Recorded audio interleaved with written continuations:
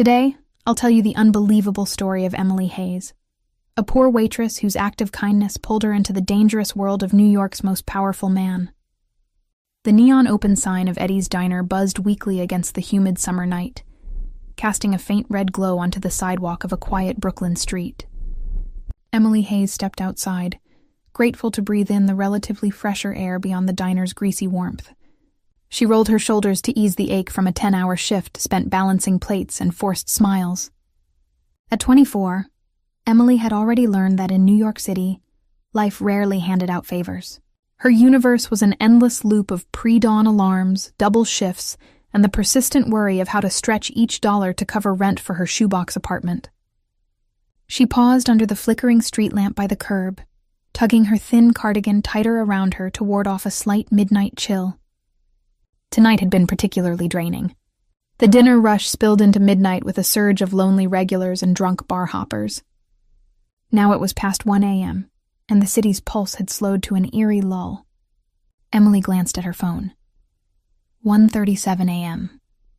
Damn, the last bus to her neighborhood had come and gone, which meant walking the dozen blocks home. She took a deep breath and started down the street, the tap of her worn sneakers echoing softly between darkened storefronts.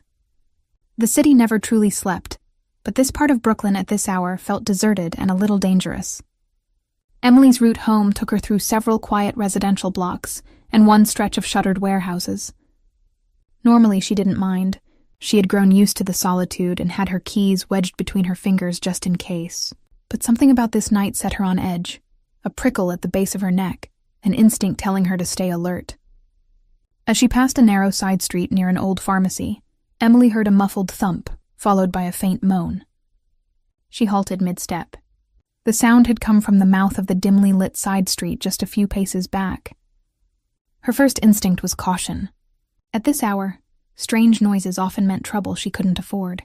Yet as she peered into the gloom, she noticed a figure on the ground, slumped against a lamppost. Emily's heart kicked up its pace. Someone was lying on the sidewalk. For a moment, fear rooted her in place. New York had its share of passed-out drunks and homeless souls seeking rest, and intervening could invite unpredictability. But what if they were hurt? What if this person needed help? Don't do it, Em, she warned herself silently, recalling every horror story her coworkers traded about Good Samaritans getting robbed or worse. Still, she found her feet already moving off the main sidewalk toward the fallen figure. "Ma'am, are you okay?" Emily called out softly. Her voice wavered in the dark hush. The figure, a woman she could now discern, gave no response. Drawing closer, Emily saw the woman was older, maybe in her 60s, with short silver hair styled in a neat, expensive-looking cut. She was dressed far too well for this neighborhood. An elegant navy suit jacket now smeared with grime from the pavement, matching slacks, and one low heel that had fallen off and lay a foot away. A leather clutch purse had spilled open beside her, its contents strewn about. A few credit cards, a tube of lipstick, some cash, and what looked like prescription pills in a small plastic case. Emily knelt, ignoring the grit of the sidewalk biting into her knee through her uniform pants. Up close, the woman's face under the lamplight looked ashen, her eyes closed. One of her arms was awkwardly tucked beneath her, as if she hadn't even had time to break her fall. Emily's gaze darted around. No one else in sight, no indication of what happened. Had she just collapsed? A heart attack or stroke? Or had someone attacked her? Hands trembling slightly, Emily gently touched the woman's shoulder. "Ma'am, can you hear me?" she enunciated clearly, trying again. The woman's eyelids fluttered faintly at the sound. A small swell of relief rose in Emily's chest. She was alive, at least. But conscious or not, the lady was in obvious distress. Emily quickly shrugged off her thin cardigan and draped it over the woman's torso, hoping to keep her warm in the night breeze. Without another thought, she dug into her own pocket for her phone to dial 911, then paused. Her eyes fell to the scattered belongings and something glinting among them. It was a heavy, cream-colored cardstock, clearly out of place among the normal wallet detritus. Curious, Emily picked it up. In simple, embossed lettering, the card bore a name and a phone number. No title, no company. Just the number, and above it, Matteo Caruso. Scrawled on the back in neat cursive were the words, "In case of emergency." Emily's mind raced. Matteo Caruso. Why did that name sound vaguely familiar? She worked at a diner where the cooks and waitresses gossiped about the city's goings-on. Names of local politicians and rumored mobsters occasionally floated in conversation during slow hours. Caruso.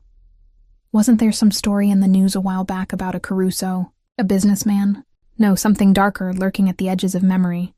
But she couldn't place it right now. And the woman on the ground took priority. Whoever Matteo Caruso was, he was clearly important enough to have an embossed emergency contact card. This woman could be a relative, maybe his mother. It was just a guess, but given her age and the fact she carried his card, it seemed plausible. If Matteo was the first person to contact in an emergency, calling him might be the fastest way to help her. The rational part of Emily's brain screamed to call an ambulance first. But then she remembered her location. They were in an industrial edge of the neighborhood, where emergency services notoriously took longer to respond. And if this lady had a heart condition or something, a few extra minutes could mean life or death. If Matteo Caruso could get here faster, or had private medical help, whoever he was, perhaps that was the very reason she carried this card. Hands shaking, Emily unlocked her phone. She hovered a moment between the keypad and the 911 dialer, then pressed the numbers from the card into the phone and hit call. The ringback tone had barely begun before a gruff, deep voice answered on the other end. "Who is this?" The male voice was tense and authoritative, each word crackling through the phone's tiny speaker with urgency and command. No polite greeting, just a demand. Emily swallowed hard, her mouth suddenly dry. My name is Emily," she said quickly, pressing the phone to her ear as she glanced down at the woman. I found someone, an older woman, on the sidewalk. She's unconscious, I think it might be your mother. She had your card with her." For a heartbeat, there was silence. Then the man's voice sharpened like a blade. "What happened? Where is she?" "She just collapsed. I don't know why," Emily stammered. "We're near Atlantic Avenue by the old pharmacy on 3rd. I work at Eddie's Diner and I was walking home." He cut her off, voice cold and precise. "Is she breathing?" Emily bent her head to the woman's chest.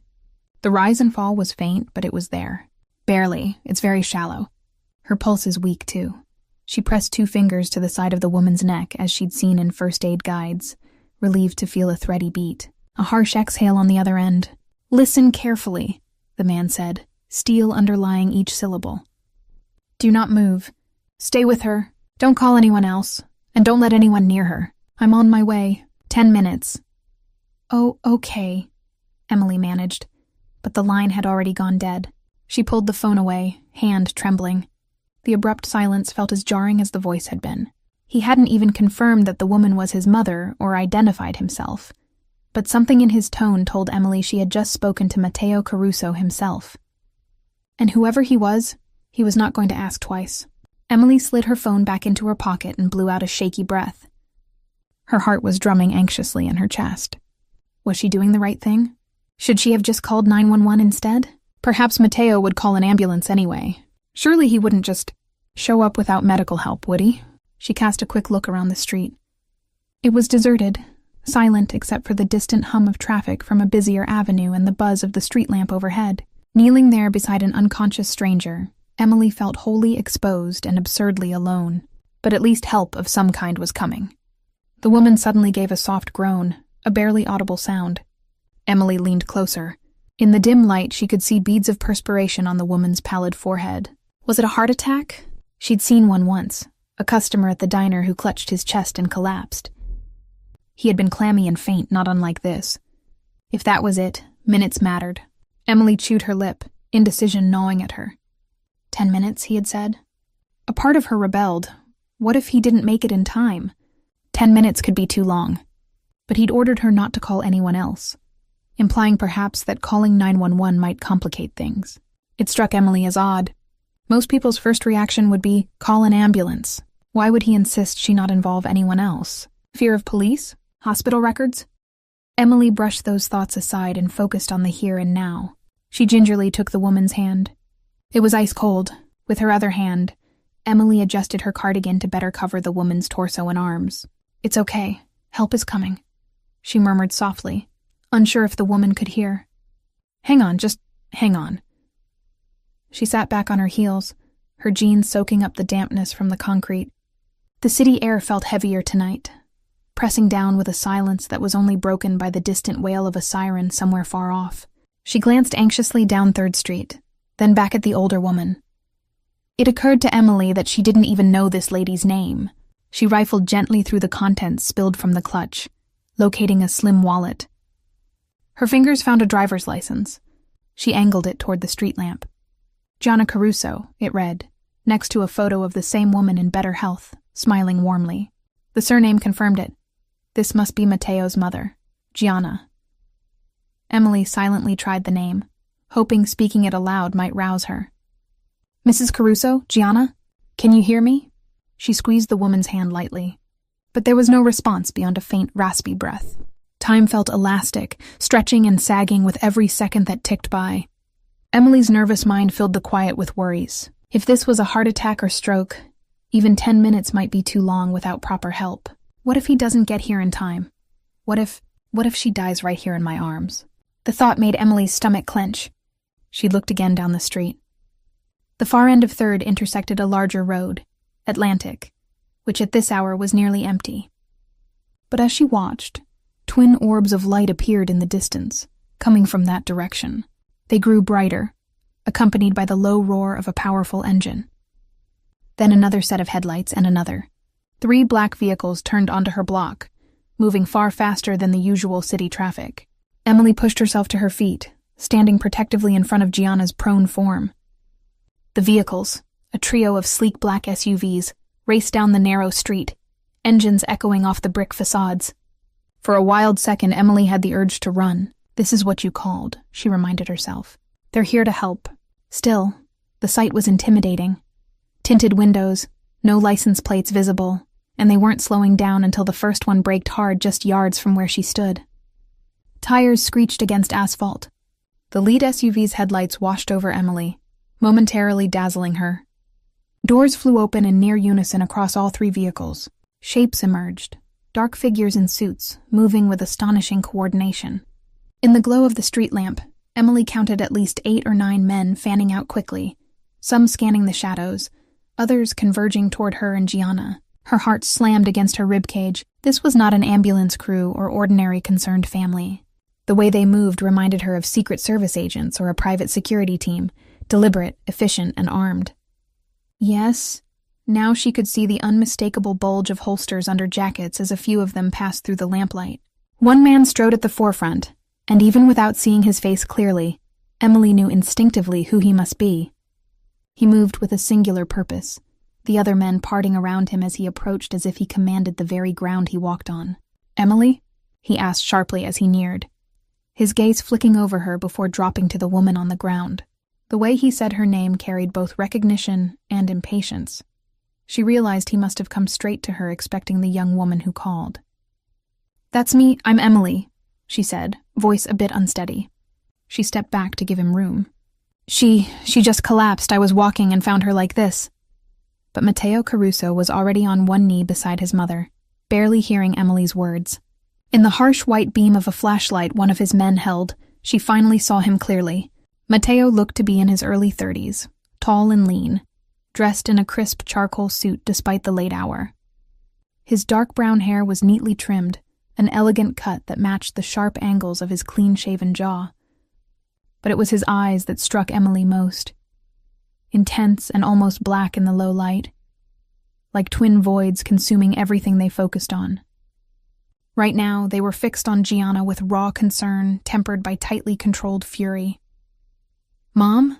Mama, I'm here," he said quietly, touching the back of his fingers to her pale cheek. It was a soft gesture at odds with the tension radiating from him. With his other hand, he checked her neck for a pulse, much as Emily had, then her wrist. The slightest release of breath told Emily he found one. Another man hurried forward carrying a metal briefcase. He was older, maybe in his 60s, with keen eyes and a slight stoop. Without a word, Matteo moved aside just enough for the older man to kneel opposite him at Gianna's side, snapping open the case to reveal medical equipment. A doctor he had to be.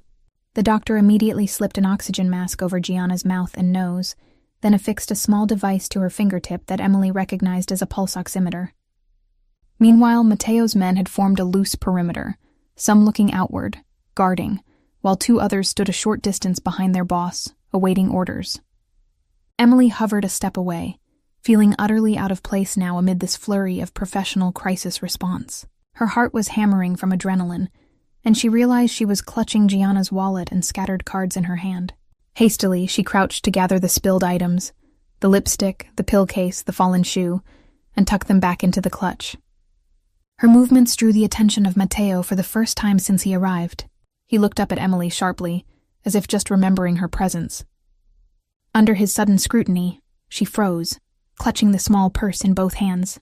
Those dark eyes now turned on her made her breath catch. There was such intensity in them, and something dangerous simmering beneath the surface calm of his expression. "You found her like this?" he asked. The question was simple, but carried an undertone that made clear he demanded absolute truth. "Yes," Emily answered quickly, meeting his gaze for a second before hers fell, intimidated. "I was walking home from work and I heard her fall. I ran over and she was already unconscious. I didn't see anyone else around or anything. Unusual." Mateo's eyes narrowed slightly, as if assessing her every micro-expression. Emily felt pinned in place by that gaze, the weight of suspicion and worry behind it practically tangible. For a moment, in the silence, the only sounds were the soft hiss of the portable oxygen and the murmur of the doctor checking Gianna's vitals. One of the other suited men stepped closer. He was broad-shouldered and stern, his hand resting conspicuously inside his jacket. "Boss, we should get Mrs. Caruso moved.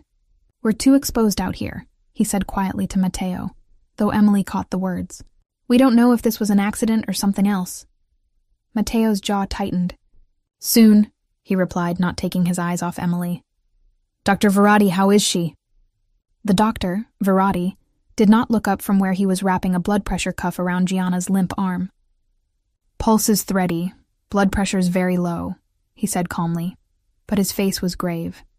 He reached into his case and drew out a preloaded syringe. With practiced ease, he injected something into Gianna's arm. "I'm giving her a bit of atropine to help with the bradycardia. Possibly an arrhythmia or a vasovagal episode. Could be many things. We'll only know with proper tests." Mateo nodded once, a controlled gesture. He then returned his attention to Emily, who stood shivering not from cold but nerves. "What's your name?" he asked, though she had given it once already. "Emily Hayes," she replied softly.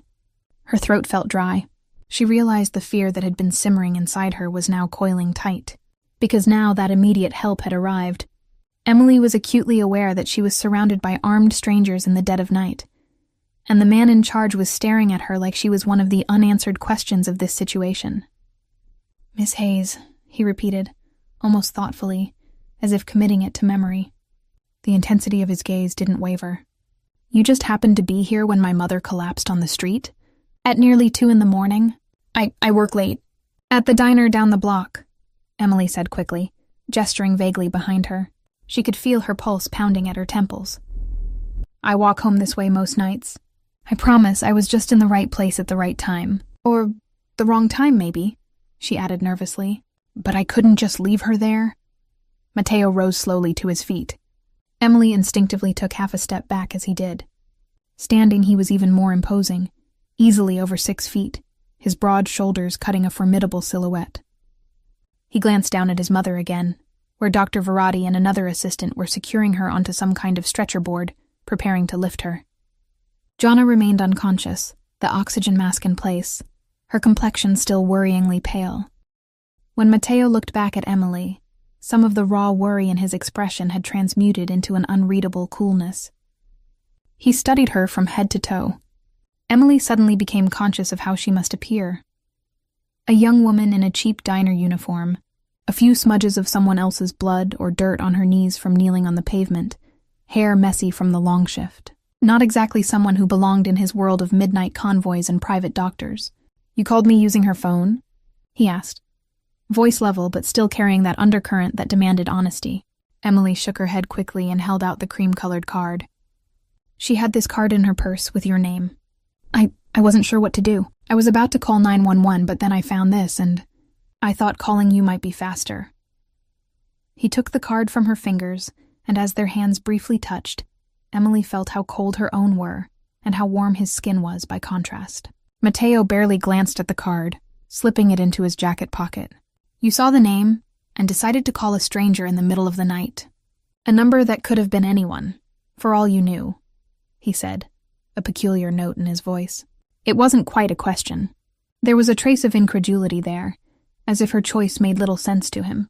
Emily flushed, not sure if she'd done something wrong. It said in case of emergency, she replied, trying to keep her voice from trembling. I thought it must be a family member or someone who could help. And you got here so fast. I mean, it felt like the right thing to do. For a heartbeat, Matteo just stared at her. Emily couldn't tell what he was thinking. His face had settled into a controlled mask. Then abruptly, he gave a curt nod. It was. Before Emily could fully process that, he gestured toward two of his men. Stefano, Michael, get my mother into the car, carefully. The two men holding the makeshift stretcher lifted Gianna smoothly. The doctor stayed by her side as they moved toward the nearest SUV. The group began loading her gently into the back of the vehicle, which Emily could now see was outfitted inside more like an ambulance than a normal car. There were medical supplies visible, even monitor screens flickering to life. Seeing that, Emily's breath left her in a sigh of relief. Whatever else these people were, they were prepared. Gianna was in good hands. She expected maybe to be dismissed then. Perhaps a polite thank you, and then she'd slink back into the shadows of her normal life. But Matteo Caruso did not immediately follow his mother. Instead, he remained there, looming just a step away, watching Emily with those piercing eyes. You've done something important tonight, he said quietly, almost too quietly for his deep voice. Emily sensed that this was as close to gratitude as this man might openly show in front of his subordinates. You likely saved her life, Miss Hayes. Emily exhaled the breath she hadn't realized she was holding. I'm glad I was there, she said truthfully, her voice a whisper. Now that the adrenaline was ebbing, she felt a little lightheaded at the enormity of it. She had just saved someone's mother. This powerful man's mother, apparently. He stepped closer, and reflexively Emily stepped back until her shoulder blades nearly touched the brick wall behind her. He noticed, how could he not when she practically flinched, and something flickered in his gaze. No good deed goes unpunished, is that the saying? He murmured, almost more to himself than to her. Emily's brow furrowed. I'm sorry? Matteo's expression hardened once more, and he spoke in a low, firm tone. You will likely hear about this night again, Miss Hayes. People will want to know what you saw, who was here, perhaps even try to learn details about me or my family from you. He might as well have thrown a bucket of ice water over her. Emily suddenly realized the implication behind his words. This wasn't an ordinary situation. Most people didn't drive around with their own emergency medical convoy. The men calling him boss, the way they formed a protective ring, the weapons. And that name Caruso, it clicked at last in her memory. A snippet of a conversation between two late-night regulars at the diner. Something about the Caruso crew, or that Caruso guy who took over after Old Man Moretti. They had been talking about organized crime, the Mafia families of New York. Oh, God. Matteo Caruso wasn't just a concerned son. He was a Mafia boss, he had to be. The realization was like a physical impact. Emily's mouth went dry. She looked at him anew, fear creeping in at the edges of her mind. He continued, mistaking or correctly interpreting her stunned silence as listening. It's important for your own safety that you forget what you saw here. My mother collapsed, you called, we came. That's all. If anyone else approaches you about this, you don't know anything. You didn't even catch a name, understood? Emily found herself nodding automatically. Understood, she whispered. The word came out more meekly than she intended. He studied her face, then said more gently, I'm not accusing you of anything. In fact, I owe you a great debt. The gentleness in his tone was surprising, almost jarring. Matteo reached into his inside jacket pocket, and Emily stiffened, a spike of alarm flashing through her. But he only pulled out a sleek black wallet. From it, he withdrew a thick fold of bills. Emily's pride kicked in a beat ahead of her caution. She shook her head and held up her hands. I don't want your money. Matteo paused, one eyebrow slightly arched in surprise. People probably didn't refuse him often. He looked at the cash in his hand, then back at her. Consider it a thank you for... No, Emily interrupted, her voice stronger this time. She swallowed hard and added more politely, "Thank you, but that's not why I helped her. I'm glad she's going to be okay." He stared at her for a long moment, hand still extended with the money. Slowly, his fingers closed around the bills and he returned them to his wallet. Emily realized her heart was pounding all over again, but this time not from fear of the situation, rather from the audacity of refusing someone like him. She prayed she hadn't offended him irreparably. Matteo's expression was unreadable, but he gave a single nod. "Very well." He slid the wallet away, then reached into his suit pocket and pulled out a simple business card, similar to the one she had found but with more detail. This one was black with silver lettering, Matteo Caruso, Caruso Industries, followed by a phone number. "If you think of anything else about what happened, or if you need anything," he emphasized the word, "you call this number. Day or night, it reaches me directly." Hesitantly, Emily accepted the card. Her fingertips brushed his again as she did, and she felt the faint tremor in her own hand. Matteo noticed that too, and his mouth pressed into a thin line, as if something about her obvious fear or nerves displeased him. "Miss Hayes," he said, his tone shifting to something formally polite. "I have to take my mother now. Our doctor will ensure she gets the care she needs." He glanced over his shoulder. Gianna was secured into the SUV, and the doctor was already climbing in beside her. The other two vehicles remained idling, ready to escort. Matteo looked back to Emily. "Go home. It's late, and you've done more than enough tonight, and thank you." The gratitude in that last statement was genuine, softening his tone. For the first time, Emily saw a hint of the worry and relief behind his controlled exterior. In that moment, he wasn't a terrifying mafia figure, just a son who almost lost his mother. "You're welcome," she said quietly. Then she remembered herself and added, "Thank you for getting here so fast. I hope she'll be all right." He gave the barest hint of a weary smile. "So do I." Then, with a final lingering look, was it of caution? "Respect?" Matteo turned and strode to the SUV holding his mother. The other men began piling back into the vehicles with swift efficiency. The broad man who'd advised moving Gianna gave Emily a final once-over as he passed. A slight nod of acknowledgement, or perhaps warning, and then climbed into the driver's seat of the second SUV. In less than a minute, the convoy of black cars was pulling away, engines revving low as they made a swift U-turn back toward Atlantic Avenue.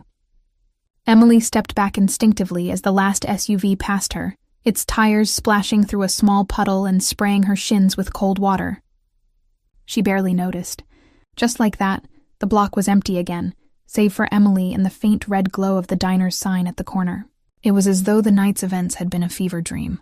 One moment she was alone with an unconscious stranger. The next, a small private army had descended and vanished, taking the woman and leaving Emily with nothing but adrenaline tremors, and Matteo Caruso's business card clutched in her hand. She realized her cardigan was still draped over Gianna, now gone with them. A shaky laugh escaped her lips at the absurdity of it all. That was her favorite, and only, black cardigan. But she supposed if that was the worst she'd lost tonight, she'd consider herself lucky. Luck. Was it luck that she had walked by at that exact moment? Or something else? Emily didn't know. But as she finally forced herself to move and continue the journey home, she felt the weight of Matteo Caruso's last warning settle on her. Forget this night. For your own safety. She slipped his card into her pocket and hurried along the sidewalk, feeling suddenly exposed now that the adrenaline was ebbing. Every distant rustle or flicker of a shadow made her jump. The gravity of what had happened was sinking in. If Matteo Caruso was indeed who she suspected, then she had stepped briefly into a shadowy world that most people only hear about in whispers or read in sensational headlines. A world that did not tolerate loose ends or witnesses. By the time Emily reached her small apartment building, she was trembling with exhaustion. Each creak of the rusty stairs to her second-floor unit set her nerves on edge again, and she fumbled her keys twice before getting the door unlocked. Inside, the air was stuffy and quiet. She deadbolted the door behind her and leaned against it, eyes closed. Images flashed behind her eyelids. Gianna's pale face, Matteo's intense stare, the gun that one of the men had subtly pointed toward the darkness as they arrived, as if expecting an ambush. The moment she realized just who she had called for help, Emily pressed her hands to her face and let out a long, shaky breath. "Holy hell," she whispered to the emptiness of her one-room apartment. It smelled faintly of the fried onions she'd cooked last night, a mundane detail that somehow grounded her. Toeing off her shoes, Emily numbly went through the motions of getting ready for bed, shedding her soda-stained waitress uniform and pulling on an oversized t-shirt. The physical routine helped keep the swirling thoughts at bay, just enough for her to function. Before lying down, she carefully retrieved Mateo's card from her pocket. She hesitated only a moment, then slipped it between the pages of a paperback on her shelf. Part of her was tempted to throw it away, to remove any trace of him and this whole situation from her life. But another part of her, a curious, foolish part, she chastised herself, couldn't quite do it. Finally crawling into her narrow bed, Emily stared at the ceiling, which was illuminated by the sickly orange glow of a streetlight outside her window. Sleep did not come easily. Every time she closed her eyes, she saw that street again, heard the echo of that commanding voice. "Don't call anyone else." She saw those men emerging from the dark, guns at the ready, and realized belatedly how easily things could have gone differently. If she had been someone else, someone looking to exploit the situation, or someone who had hurt Gianna, what would those men have done? Despite Mateo's cold precision, he had restrained his suspicion to words. But Emily had the distinct feeling that if he truly thought she was a threat, she might not be lying safely in her bed right now. That thought alone was enough to make her break out in a sweat. She kicked off her blanket and rolled onto her side, willing her racing heart to slow. "It's okay," she whispered to herself in the darkness. "They have no reason to hurt you. You helped them." And indeed, rationally, she believed that. She saved Gianna, and that earned at least some goodwill. Even so, Mateo's warning replayed in her head. People will want to know what you saw. What had he meant? Who? Police? Reporters? Or worse, rival criminals? The idea of becoming a target or person of interest to anyone in that world was terrifying. If a mafia boss's mother had been in danger tonight, could it have been foul play? The protective, tactical way his crew arrived suggested this was more than a simple health scare. Emily's mind conjured up frightening scenarios. Maybe someone had tried to kidnap Gianna, or worse, to send a message to Mateo. If that was true, then Emily had accidentally inserted herself into a conflict far above her pay grade. She groaned softly and pressed a pillow over her face as if to block out her thoughts. None of this was anything she could solve or even confirm now.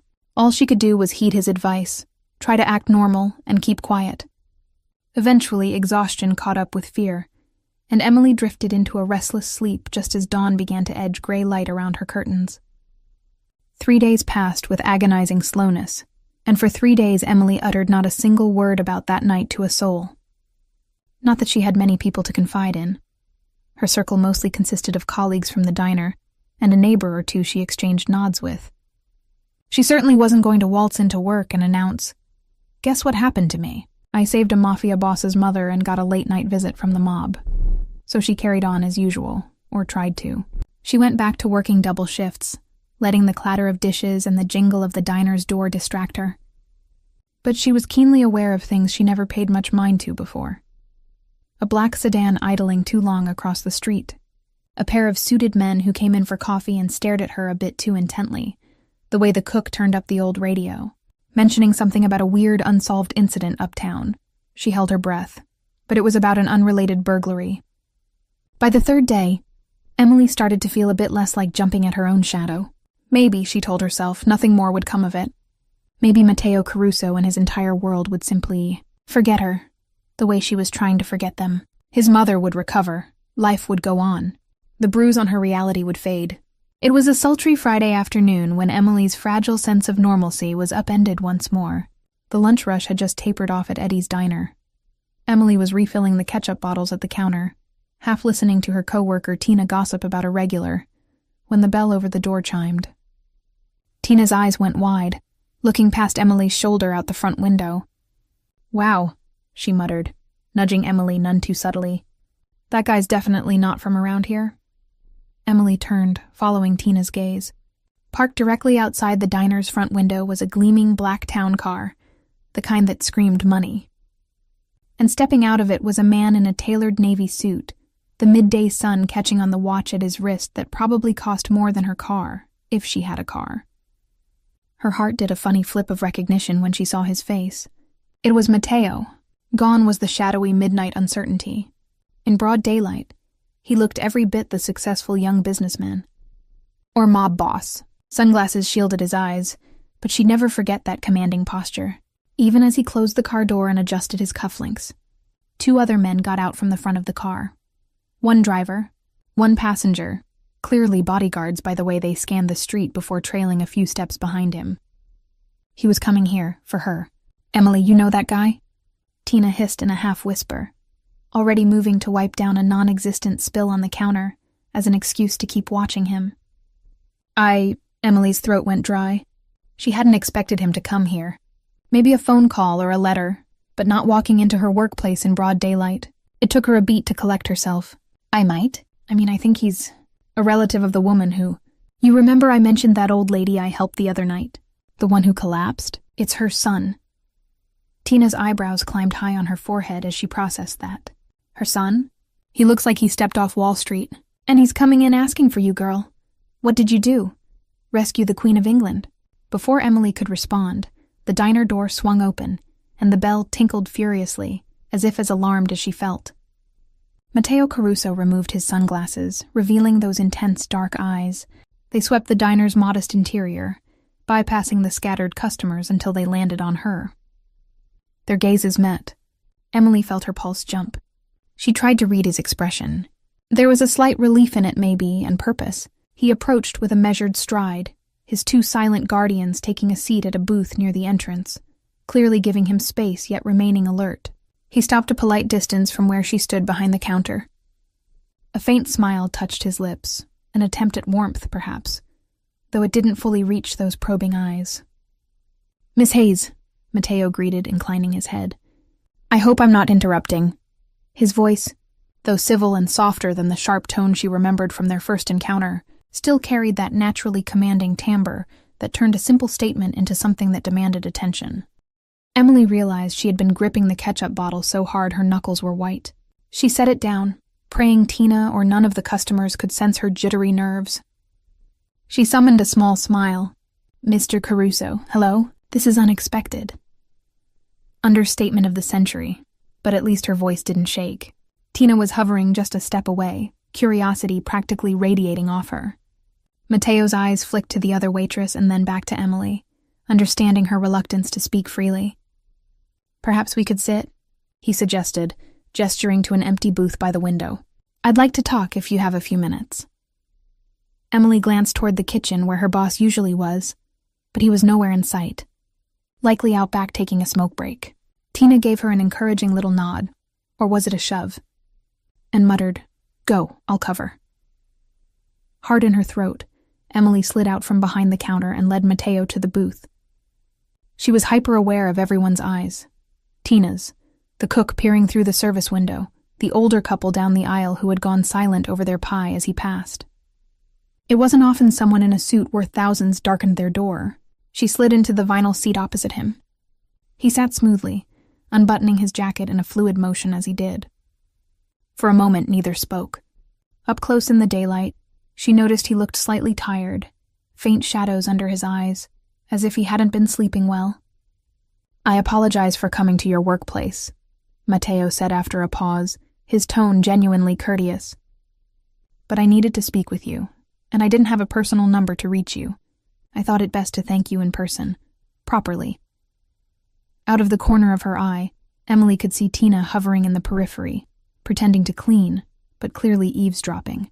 She also saw one of Matteo's men at the door, arms folded, trying to look inconspicuous and failing. "It's okay," Emily replied quietly. "I'm just glad your mother is all right. She is all right, isn't she?" A small but real smile curved his lips at the mention of his mother. "Yes, thanks to you. She's stable and recovering now, resting at home." He hesitated, then added in a slightly softer voice, "She asked about you, you know." "About me?" Emily blinked in surprise. She remembers collapsing and a kind young woman with pretty red hair trying to help her. The faintest hint of a tease colored his words. and Emily felt her cheeks warm. My mother would like to meet you when she's well enough to thank you herself. In the meantime, he reached into his jacket again, and this time Emily managed not to flinch. He withdrew a long, thin black velvet box and placed it on the table between them. He slid it gently toward her. This is for you. Emily eyed the box, then looked back at him.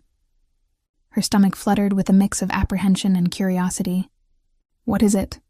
A token of gratitude, Matteo said. Please open it. Aware that several sets of eyes in the diner were watching, Emily slowly lifted the lid. Inside, nestled in satin, was a delicate gold bracelet. It was clearly expensive, the fine links interspersed with tiny, sparkling stones that could very well be real diamonds. It caught the sunlight in a dazzle that made her heart skip. Oh, I can't accept this, Emily said instantly, even as the magpie part of her brain marveled at its simple beauty. She shut the box hastily, hands shaking, and pushed it back gently. It's too much. You don't have to. Matteo held up a hand, polite but firm. It's not money, Miss Hayes, it's a gift. In my family, we're old-fashioned about thank yous. My mother picked it out for you herself. There was a plea in his tone now, so subtle she almost missed it. He was giving her an excuse, a socially acceptable reason to take it that didn't injure her pride. His mother's choice. Emily bit her lip. Turning down a cash reward was one thing. Refusing a personal gift chosen by a grateful older woman felt entirely different, almost rude, and he had phrased it in a way that laid it on his mother's door, whether true or not. Please, Matteo urged quietly. It would put my mother's mind at ease to know you've accepted a gesture of thanks. She feels indebted to you deeply. Hesitating, Emily let her fingers rest on the velvet. She recalled the genuine gratitude in his voice that night, the fear in his eyes when he saw his mother in peril. Perhaps accepting this wouldn't be so bad. It didn't mean she expected anything else, and if it made them feel better? All right, she agreed softly. Please tell your mother I said thank you, and that I'm so happy she's recovering. She managed a tentative smile. And it's beautiful.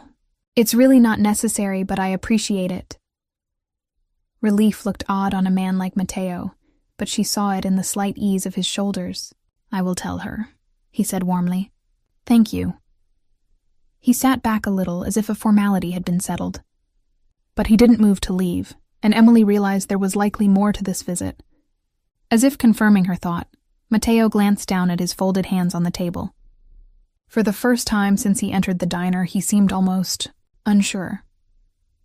Miss Hayes, Emily, he began, catching her gaze. There was a weight to the way he said her first name. It sent a small thrill through her, and she wasn't sure why. I also came to make sure you're doing all right. I know that night was traumatic and perhaps frightening after we left. I wanted to personally ensure that no one has bothered you about it. His tone hardened a fraction as he finished, the unspoken or else hanging in the air. Emily shook her head.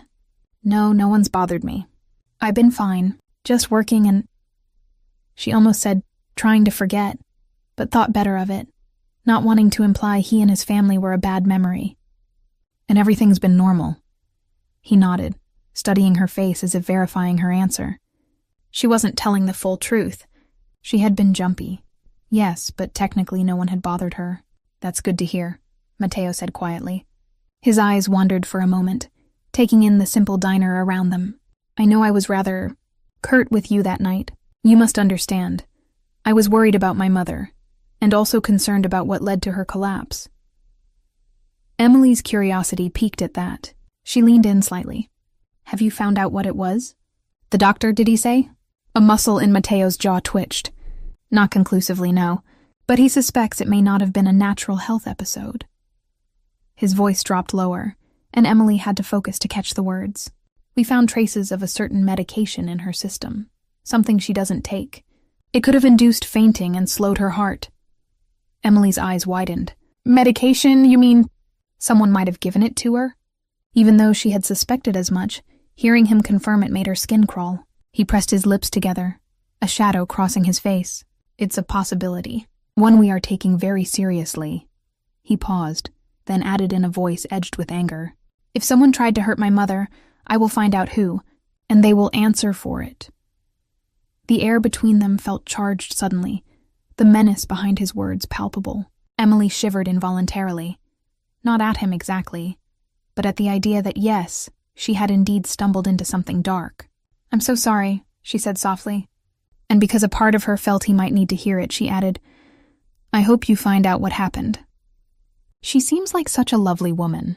I can't imagine why anyone would want to harm her." Matteo looked at Emily, and his eyes gentled a fraction. "Thank you, Emily. She is a lovely woman. Too good for the world I operate in." The admission was tinged with regret. Hearing him acknowledge his world so openly surprised her. Emily glanced around. No one was close enough to hear that remark, but still, as if reading her mind, Matteo gave a faint, humorless smile. "Don't worry. I'm not about to give a seminar on my business here." Then that touch of wryness softened into something more personal. "Would you perhaps let me take you to lunch? Somewhere nicer than this." He gestured politely at the worn Formica table and the ketchup-smudged menu tucked between the napkin dispenser and salt shaker. Emily was caught off guard by the invitation. Her immediate instinct was to refuse. Her life was finally calming down, and getting more entangled with this man spelled trouble, didn't it? And yet, there was a sincerity in his offer, and something in his posture that looked almost hopeful. The memory of their intense midnight encounter was still fresh, but here in daylight, with him showing politeness and even a hint of charm, she found her fear of him easing ever so slightly. She couldn't forget who he was, but she also recalled the vulnerability she glimpsed when he thought his mother might die. I'm still on shift," she said, half an excuse, half apology. "I already spoke with the owner, Mr. Kaczynski, is it?" Matteo replied. "He agreed to let you take a break. In fact, he seemed keen on it." Of course he was. Mr. Kaczynski practically melted when well-dressed rich folks came by. He probably assumed Matteo was some corporate big shot. Or worse, he somehow recognized him from the papers and was too afraid to refuse. Either way, her boss was obviously not going to be a barrier. Emily's heart fluttered. This felt like a crossroads. She could say no, take the bracelet and slip back into safe obscurity, chalk this up as a weird episode in her life. Or she could accept and see just a little further into Matteo Caruso's world. The thought thrilled and terrified her in equal measure. One look into Matteo's steady, waiting gaze, and Emily found herself saying, "Okay, I can take a lunch break." His smile was small but genuine this time. "Excellent." He stood, extending a hand in a gentlemanly gesture to help her from the booth. She hesitated only a fraction before placing her hand in his and rising. His grip was warm, secure, reminding her of how he steadied his mother's hand on the pavement that night. Tina shot her a look that was equal parts amazed and mischievous as Emily grabbed her purse and scribbled her clock out on the staff timesheet by the register. "I'll be back," Emily murmured to her friend, who just gave a silent, "You better tell me everything" waggle of her brows. Matteo escorted her out, one of his men swiftly moving ahead to open the diner door for them. On the sidewalk, the sun beamed down bright and hot, making Emily squint. The driver already had the back door of the town car open, the engine purring quietly. As Matteo guided her toward the car, Emily heard a whistle from somewhere across the street. Catcall or surprise, she wasn't sure, but she flushed nonetheless. She was keenly conscious of how it must appear. A waitress from a dumpy diner being ushered into a luxury car by a man like him. It felt like a scene from a movie.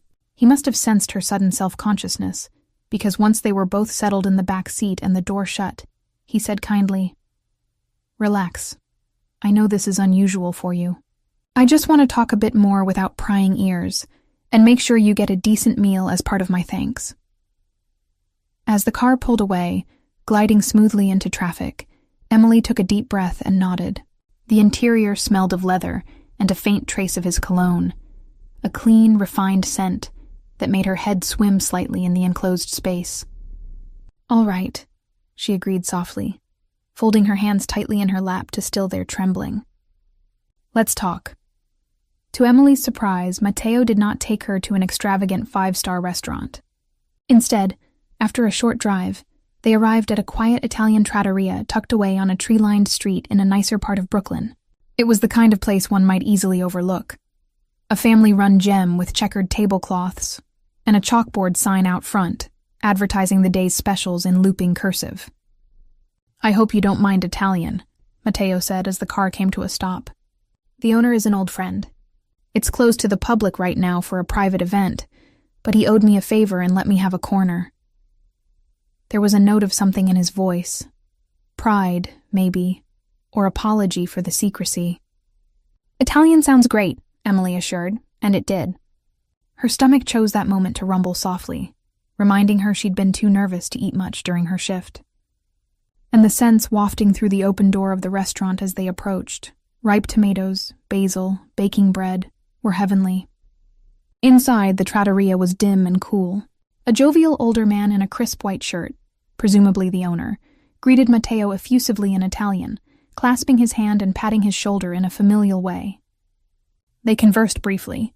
Emily caught the man glancing her way with a kind smile and a word that sounded like Bella, which made her cheeks warm.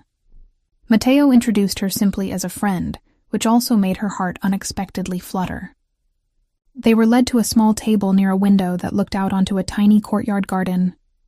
True to his word, the main dining area was empty save for them, though Emily noticed two of Matteo's ever-present guardians had taken discreet seats at the opposite end of the room, giving the illusion of privacy while clearly keeping watch. Over fresh bread and olive oil, conversation came more easily than Emily expected. Matteo asked about her. How long had she worked at the diner? Was she from New York originally? Simple things. She found herself answering without hesitation. Yes. Born and raised in Queens. No, waitressing wasn't her life's ambition, but college hadn't been financially feasible after her mom passed away, so she'd started working, and 1 year bled into the next. He listened attentively with genuine interest, which both flattered and puzzled her. She doubted a man like him often paid mind to the mundane details of a life like hers. In turn, Emily cautiously asked him about his mother, sticking to safe topics. He spoke warmly of Gianna's charity work with local churches, how she still insisted on baking biscotti to send him at Christmas, as if he were a boy away at camp. There was clear love in his voice, and it made him a touch more human in her eyes. Main courses arrived, piping hot plates of pasta al pomodoro for her and a porcini risotto for him. It smelled divine and tasted even better. Emily realized it had been ages since she'd sat down to a meal she hadn't cooked herself or grabbed on the go. As she twirled spaghetti on her fork, Emily decided to brave a slightly deeper subject. Mr. Caruso, Matteo, he gently corrected. Please, after all that's happened, formality feels out of place, don't you think? She smiled a little. Matteo, she amended. It felt oddly intimate using his first name. But he was right. I was wondering, if it's not my place to ask, tell me, but why was your mother out there that night by herself? I mean, it seemed odd her being alone in that area. Matteo took a moment to answer, finishing a bite of risotto and dabbing his mouth with a napkin. She wasn't supposed to be alone, he said, frustration evident in his tone, even though she could tell he was trying to stay composed. She had a driver and a security escort earlier in the evening. She'd been at a friend's house for dinner. Stubbornly, she insisted they drop her off a block from home so she could walk and enjoy the air. It's something she's done often. She values her independence, and our neighborhood is usually safe, watched. He sighed, and that faint glimmer of anger flickered in his eyes again. It was my error. I didn't foresee that someone might attempt to approach her on her short walk. We believe someone intercepted her, maybe tried to talk to her, stress her into sending a message to me, or perhaps even drugged her quickly, as the doctor's findings suggested. We found her driver knocked out cold in his car around the corner. He'd been tasered. That's how we know it was a deliberate act. Emily's hand flew to her mouth. That's awful. It also aligned with the suspicion that had been growing in her mind. Yes, Matteo's voice was grim.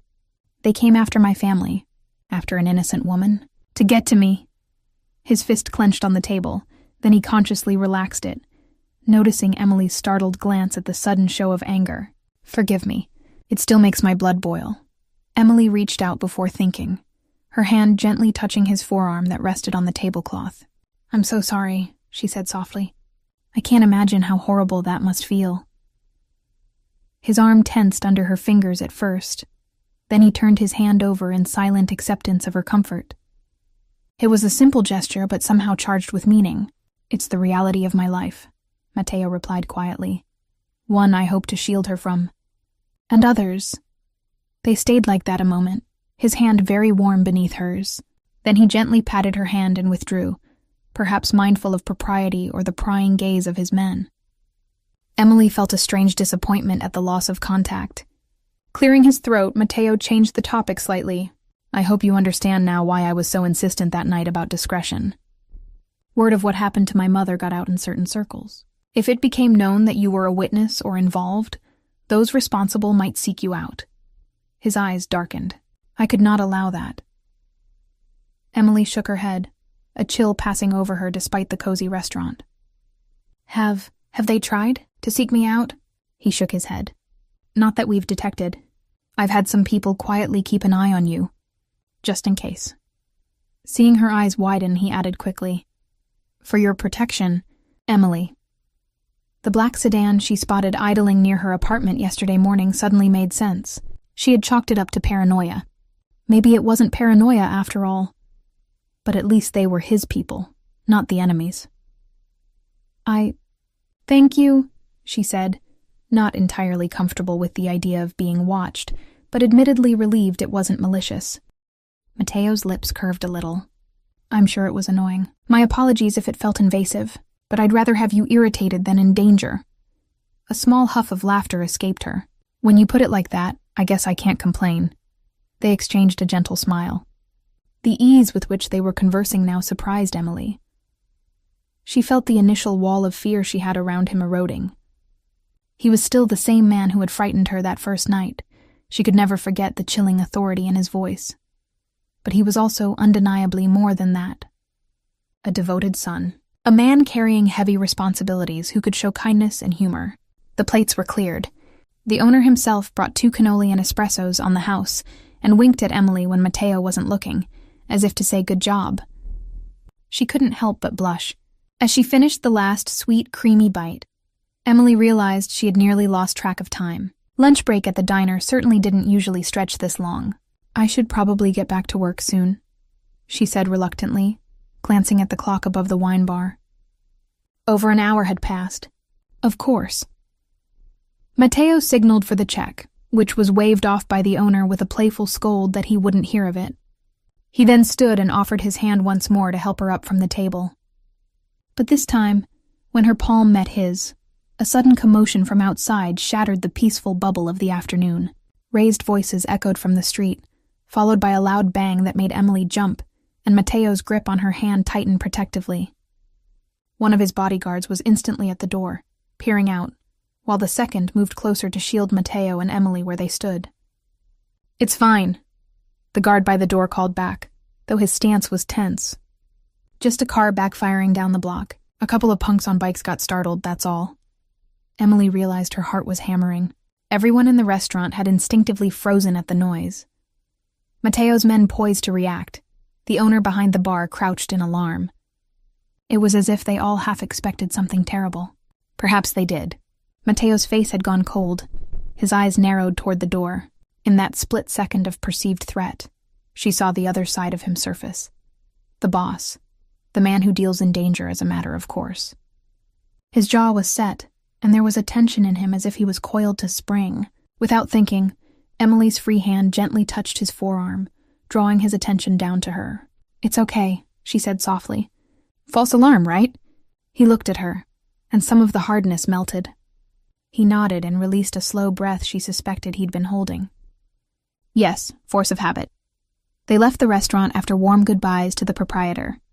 Outside, the sunny street was indeed just as calm as before, save for a faint lingering scent of burnt exhaust. But Emily noticed Mateo's men were extra vigilant as they escorted her back into the car. The drive returning to the diner was short, but a heavy quiet had settled. Mateo appeared lost in thought, perhaps already reassembling his protective mental armor now that their pleasant lunch was over. Emily sneaked a few glances at him. His profile was sharp against the daylight, handsome in a severe way. This man who had shared a laugh with her over cannoli minutes ago now seemed distant, preoccupied. She wondered if he regretted spending this time, letting his guard down. Maybe he was thinking of all the work he had to do to track down whoever attacked his mother. Or maybe it was about her. Perhaps he felt guilty, bringing an innocent like her into his orbit even this little bit. Perhaps it was on impulse, but Emily decided to speak some of the thoughts swirling in her mind. "Matteo," she began softly, and he turned his head to meet her eyes. "Thank you for lunch. It was really nice, and I appreciate you making sure I was okay these past few days." "You have nothing to thank me for," he said quietly. "If anything, I'm trying to repay my debt to you. You don't owe me."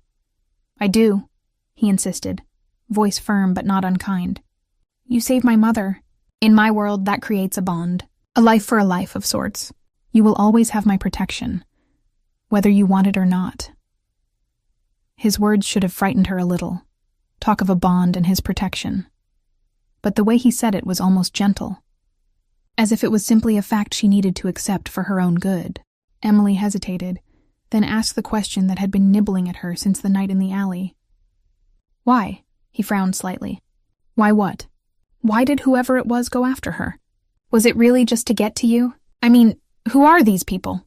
She wasn't sure how far she could push, but to her surprise, he answered without rebuke. "A rival," Matteo said plainly. "An organization that wants territory, influence. The city isn't big enough for everyone to have a peace peacefully. They think I'm too soft, because I haven't engaged them openly. So they test boundaries, and sometimes they do horrible things like this to provoke a reaction or send a message." Matteo held out his arms in a gesture of surrender. "You have me where you want me. I came alone, as asked." "Pat him down," the bald man ordered his crew. The masked man approached Matteo cautiously, gun-trained, and roughly patted Matteo's waist and legs. He pulled a small pistol from Matteo's ankle holster with a grunt of satisfaction and tossed it aside. Emily's heart sank. Their precautions had been thorough. "Now," Matteo said, voice hard. "Let her go." The bald man shook his head. "This isn't a simple hostage swap, Mr. Caruso. Our boss wants a word with you." From behind a container stepped a fourth figure Emily hadn't seen arrive. A tall, thin man with silver hair and cruelly sharp features. He was dressed in a crisp suit, adjusting his cufflinks as if this were a business meeting. He looked to be in his late 50s, early 60s, but held himself with youthful arrogance. Matteo's eyes narrowed at the sight of him. "Victor!" he spat, confirming for Emily that this was Victor Kozlov, the rival who had orchestrated all this. Kozlov smiled a snake's smile. Matteo, you've been a hard man to get hold of. I was beginning to think you didn't value your lovely friend here." His lightly accented voice oozed false charm. Matteo took a step forward, fury emanating from him. "Let her go, Kozlov." "Your issue is with me," Victor tutted. "All in good time. First we talk business. You've encroached on my operations for the last time. After tonight, one way or another, the balance of power in this city shifts." Matteo held out his arms, chest heaving, in a gesture of resolve. "You have me. Kill me if that's what you want. But let her go, she's innocent." Emily's breath caught. Hearing him so readily offer himself, tears welled despite her efforts to stay brave. "No!" she cried, voice cracking. "Don't." The brute nearest her clamped a hand over her mouth, muffling her protest. Kozlov chuckled. "Touching. But this isn't about simply killing. If I wanted you dead, Caruso, I'd have done it already. Snipers are terribly efficient these days." He began to pace slowly, like a lecturer.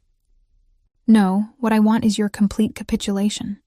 You will transfer control of certain assets to me. You will step down from your position in the commission and publicly endorse my interests. In short, you will make me the new king of New York's underworld. Then, maybe, I let you and your pretty friend sail off into the sunset. Live quiet lives, far away." Matteo's face was stony. "You know I can't do that. My men would never follow you. It would be an all-out war." Kozlov sighed dramatically. "Stubborn, just like your father was. Look what it got him. 6 feet under, and you scrambling to keep hold of half of what he built." Matteo flinched ever so slightly at the mention of his father. "Better to die on your feet than live on your knees." Victor's pleasant facade dropped, anger flaring. "Always the romantic. Did you know, dear Emily," he called over towards her, "that his father executed one of his own loyal capos just for talking peace with me? Bloodthirsty clan, the Carusos. Perhaps it's time that bloodline ended." Something in Matteo seemed to snap. Emily saw it in the sudden tautness of his posture. "Victor," he said dangerously. If you harm her, I swear to God. You're in no position to threaten, Kozlov barked, pulling a gun of his own from inside his suit. He aimed it squarely at Mateo's chest. His men tensed, training their weapons as well, though they seemed to be waiting for some signal. This was spiraling towards violence fast. Emily's mind screamed for something, anything she could do. The brute's hand had left her mouth when Kozlov began talking, and now he stood a few feet away, attention fixed on the confrontation. She still had slack in the rope tying her to the post. She glanced down. At her feet lay the heavy metal cylinder of an old dock cleat, rusted through on one side, likely broken off from somewhere. Slowly, she crouched and worked her fingers around it. It was loosely attached to a short plank, but she felt it budge. If she could free it. She tugged harder, adrenaline lending silent strength. It gave way, a chunk of wood and metal, rough and weighty, now in her hands. Emily's heart thundered. The brute guard was closest, maybe 4 feet from her, side-turned as he watched the standoff. The others were further, focused on Mateo. She had one shot. Summoning every ounce of courage, Emily lunged within the tiny radius the rope allowed and swung the heavy cleat fragment directly at the brute's head. It connected with a sickening thunk. He crumpled to the ground without a sound. For an instant, time froze. Then chaos exploded. The masked man shouted, "Hey!" and turned his gun toward Emily, eyes wide at the unexpected resistance. Mateo seized that moment. From somewhere on his other ankle or waist, he flicked out a small blade. He must have had another hidden weapon. With a swift motion, he slashed upward, catching the distracted masked man's gun arm. The man yelled, the firearm clattering to the concrete as he clutched his gashed arm. Simultaneously, Mateo pivoted and drove an elbow into the bald man's throat as he swung his pistol toward him. The older man choked, staggering. A gunshot rang out. Everyone froze for half a heartbeat. Kozlov had fired, but in the confusion his shot went wide, pinging off a metal crate. Mateo didn't hesitate. He lunged for cover behind a nearby forklift, disappearing from Victor's line of sight. "Get him!" Kozlov screamed, backing up and firing twice more in that direction. The bald man recovered enough to scramble toward another stack of pallets for cover, pulling a second gun from his ankle, while the masked thug hastily stooped for his dropped weapon with his good hand. Amid the sudden firefight, Emily struggled to untie the rope binding her to the post. Her fingers fumbled at the knots uselessly. She felt oddly detached, shock threatening to take hold, but she forced herself to focus. She had to get free. Bullets whizzed, sparks flying as one ricocheted off the metal post inches from her. She yelped, curling instinctively. She saw Mateo pop out from cover and fire the masked man's own pistol, now evidently in his possession, at Kozlov, forcing the older man to duck behind a barrel. The bald man aimed and unloaded 2 shots at Mateo's position. Mateo darted to another stack of drums, using the shadows and clutter of the pier to his advantage. It was a full-on gunfight now, and aside from Mateo's acquired handgun, it was 3 against 1. The brute she knocked out was still motionless. 1 down at least. Emily knew if she didn't get out of the way, she was as good as collateral damage. Gritting her teeth, she started rubbing her rope bindings against the sharp edge of the broken cleat piece still in her hand. Perhaps the rusted metal could fray the rope. Above the din of gunfire, sirens suddenly wailed in the distance. Police? The harbor patrol? Perhaps someone in the area reported the shots. Kozlov cursed loudly. "Wrap it up now!" The masked man, bleeding from his arm, gripped his pistol and began advancing toward where Mateo had last fired from, while the bald man provided cover fire. Mateo returned fire, hitting the masked thug in the leg. The man howled and went down on one knee. In that moment, Kozlov broke from cover and ran straight at Emily. Before she could react, he grabbed her, yanking her upright by the rope and pressing his gun to her temple. She gasped at the sudden vice-like grip and the cold metal against her skin. Mateo emerged from behind a stack of pallets just in time to see it. He froze, gun raised but unable to get a clear shot at Victor without hitting Emily. His eyes met hers across the distance, fierce, desperate. Victor panted, using Emily as a shield between him and Mateo. "Drop it," he snarled, "or I swear I will put a bullet in her brain." Emily squeezed her eyes shut, tears spilling. This was it. "Don't!" Mateo yelled, taking a step forward. "Drop the gun, Caruso," Kozlov barked, digging the barrel harder against Emily's temple. She whimpered involuntarily, For a terrifying couple of seconds, no one moved. Then slowly, Matteo knelt and set the pistol on the ground, sliding it away. He raised his hands, chest heaving. "Let her go, and I'll do whatever you want," he said, voice raw with emotion. "I'll give you the empire, disappear, anything, just please." Victor sneered triumphantly and started to back toward the nearest car, an old sedan, presumably theirs, dragging Emily with him. "If I recall, that's more or less where we started. But too late, my boy. I think I'd prefer to send a message with both of your bodies." Emily opened her eyes in time to see a blur of motion behind the pile of crates beyond Victor. Was that? A thunderous crack resounded. For a split second, Emily thought she'd been shot. But she felt no pain. Instead, she saw Victor Kozlov's face go slack with shock, his eyes dropping to a sudden red stain blooming on his pristine white shirt. Another shot rang out, and she felt the rope jerk violently as Kozlov was thrown back. His grip on her loosened, the gun at her head clattering away. Victor collapsed to the pier, 2 red patches spreading on his torso. Emily stumbled free of his grasp, breathing hard. She looked toward the source of the gunshots. Out of the darkness strode a figure she recognized, one of Matteo's men, Stefano, the one who had been at the diner's door just yesterday. Behind him, a few others fanned out, weapons drawn. They must have followed despite orders, waiting for an opening. Relief crashed over her in a wave. The cavalry had arrived, and in the nick of time. The bald kidnapper and the masked one, seeing their boss down and reinforcements swarming, immediately threw down their guns and raised their arms in surrender. Matteo wasted no time sprinting toward Emily. She could barely stand as the adrenaline faded, legs buckling. But he caught her, strong arms wrapping around her trembling form just as her knees gave out. "Emily," he murmured, cradling her head against his chest. She clung to him, sobbing in earnest now, all the terror and relief pouring out. "It's okay, I've got you. You're safe now," he soothed, one hand stroking her hair, the other steadying them both as he lowered them to sit on the ground. She could feel his heart pounding almost as hard as her own. Behind them, Matteo's men disarmed the remaining kidnappers and checked Kozlov, who lay motionless, eyes staring vacantly at the night sky. Sirens grew louder. Flashing red and blue lights reflected off the side of a warehouse at the end of the pier. The police were almost there. One of Matteo's men said urgently, "Boss, we need to go now." Matteo held Emily a fraction tighter. "I'm not leaving her." The man hesitated. "They'll be here in seconds. If we stay, we'll have a lot to explain. And you'll be—" "I don't care," Matteo snapped. But Emily found her voice finally, albeit weak and muffled against his shirt. "He's right," she said. She pulled back enough to look Matteo in the eyes. "You have to go. The police, if they catch you here—" He cupped her face, worry etched in every line. "I won't leave you to deal with this alone. You're hurt." Only then did Emily realize she must look a fright. Blood smeared from her split lip, a bruise forming on her temple, wrists raw from rope. One of the other men approached, a phone pressed to his ear. "Boss, it's your mother. She heard something over the police scanner about gunfire at the docks. She's worried." Matteo's jaw clenched in frustration. Emily managed a tiny pained smile and placed a hand over his on her cheek. "Go," she urged softly. "I'll be okay.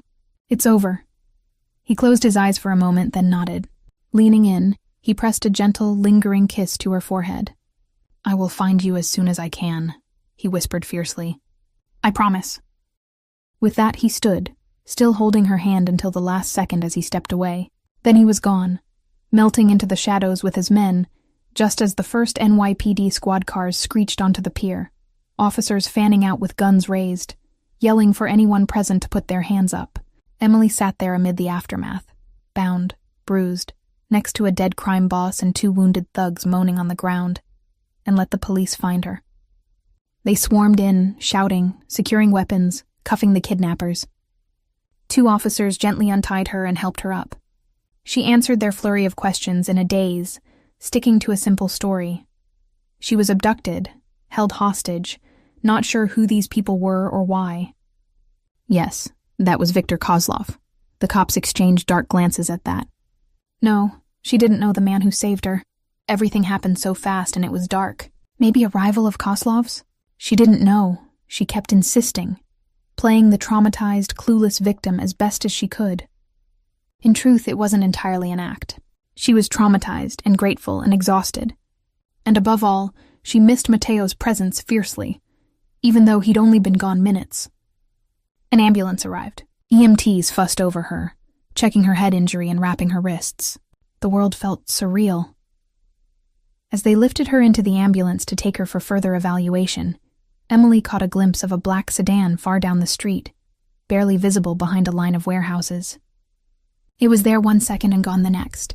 Maybe it was her imagination, but she liked to think it was him, watching just to ensure she was safe. In the days that followed, Emily became something of a reluctant media sensation. Hero waitress survives mob kidnapping. Her face was on the local news, though she kept her interviews brief and vague. The police kept her in protective custody at a hospital for 2 nights, mostly to guard against any retaliatory attempt and to question her repeatedly. But with Kozlov dead, and his surviving goons eager to cut deals, the case against that faction solidified quickly, without needing much from her. She gave formal statements, identified the kidnappers, and that was all. When the dust settled, it looked as if the Kozlov operation had been planning to go after the Caruso family, and she was collateral caught in the crossfire.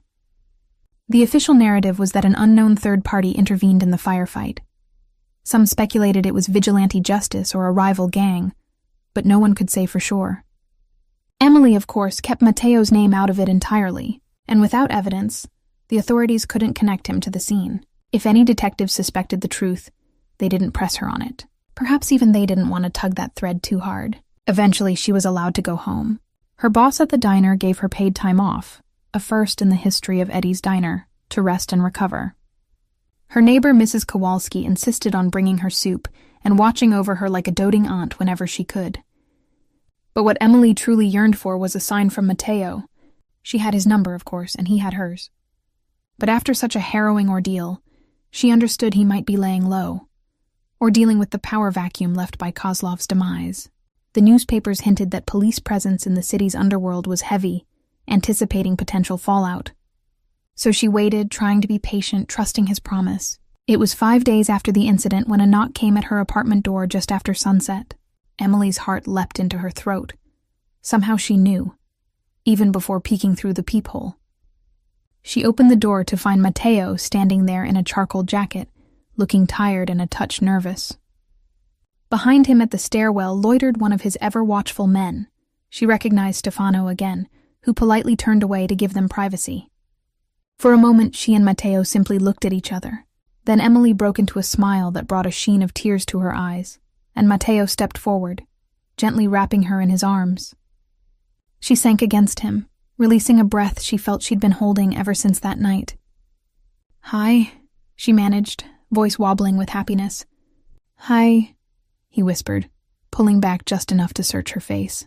His fingers lightly traced the fading bruise on her temple, then the healing cut on her lip, as if reassuring himself she was really okay. "I'm sorry it took me so long." "You're here now. That's all that matters," she said earnestly, then with a half-chuckle. "Though you've caused quite a stir in my life, you know. Paparazzi I never asked for." His mouth twitched in a guilty smile. "I heard. You handled it brilliantly. I'm sorry you had to endure any of it." Emily shook her head. "We both endured, but we made it." Mateo's expression turned more serious. "It's over. Kozlov's men have scattered or come to heel under other leadership. The immediate danger is gone, and I've had a lot of time to consider what's next." She guided him into her apartment, shutting the door behind.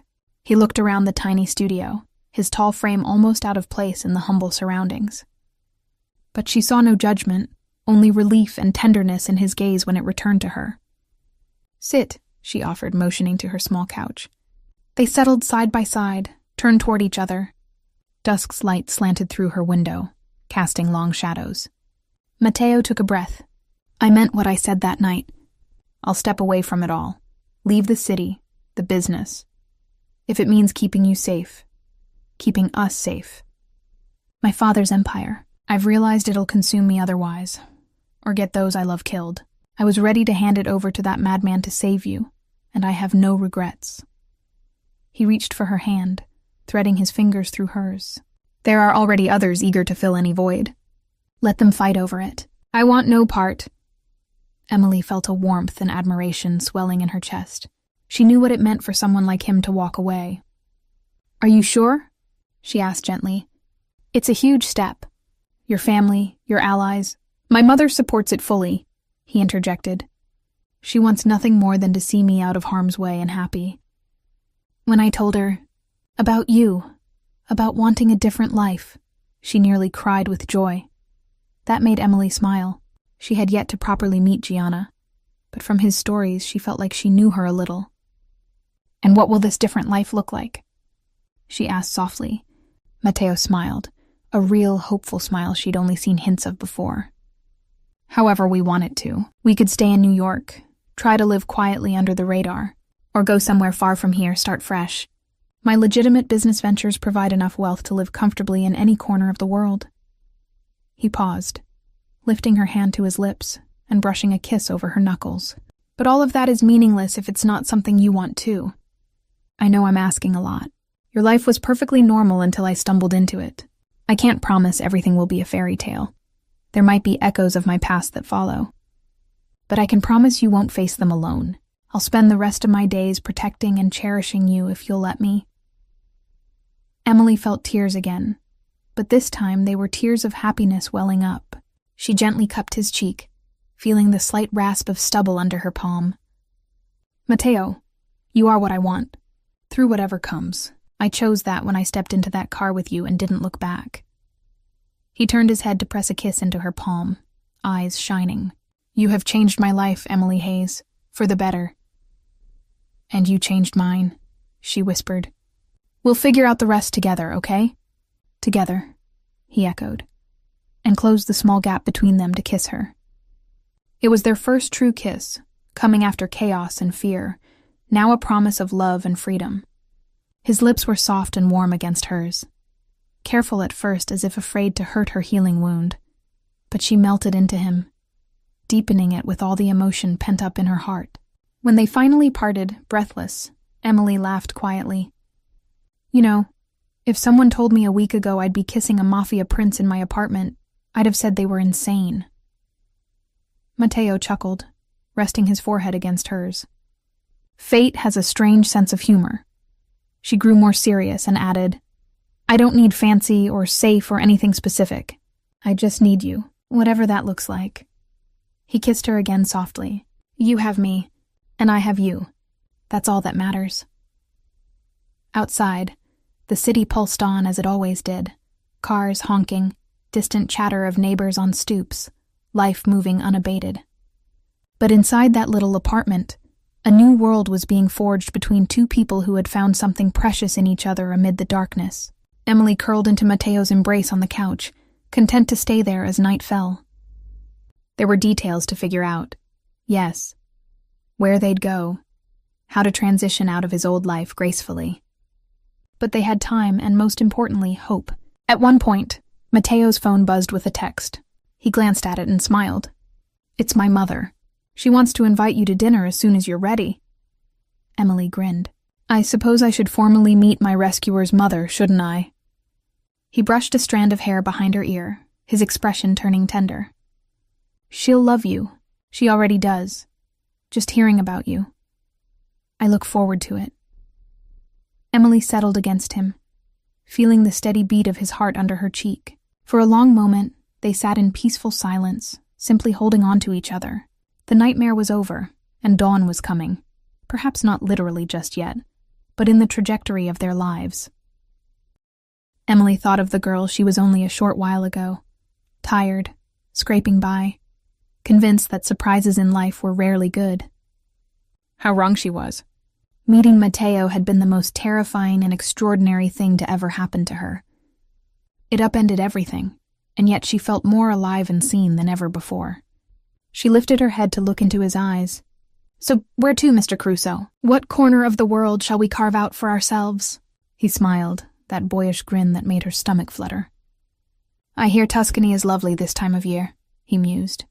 Vineyards, quiet villages, or perhaps the coast of Spain, with warm breezes off the Mediterranean. Anywhere, as long as I'm with you. Emily closed her eyes, imagining it. Sun-drenched days, no threats looming, just them living freely, maybe even daring to be happy in the simplest of ways. It sounded perfect, but even if plans changed or troubles arose, she knew they would face them side by side. They had already passed through fire and come out forged stronger together. She met his gaze steadily, squeezing his hand. Anywhere sounds perfect. Mateo leaned in and kissed her once more, sealing their unspoken pact.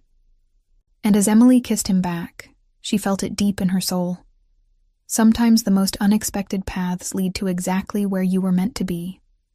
Her old life as a lonely waitress was gone, left in the ashes of that night. In its place was a future she never dared dream of. A future with a man who had risked everything for her, and who she would gladly follow to the ends of the earth. Whatever lay ahead, they would step into it together, hand in hand, hearts intertwined, ready to face a new dawn beyond the shadows of the past.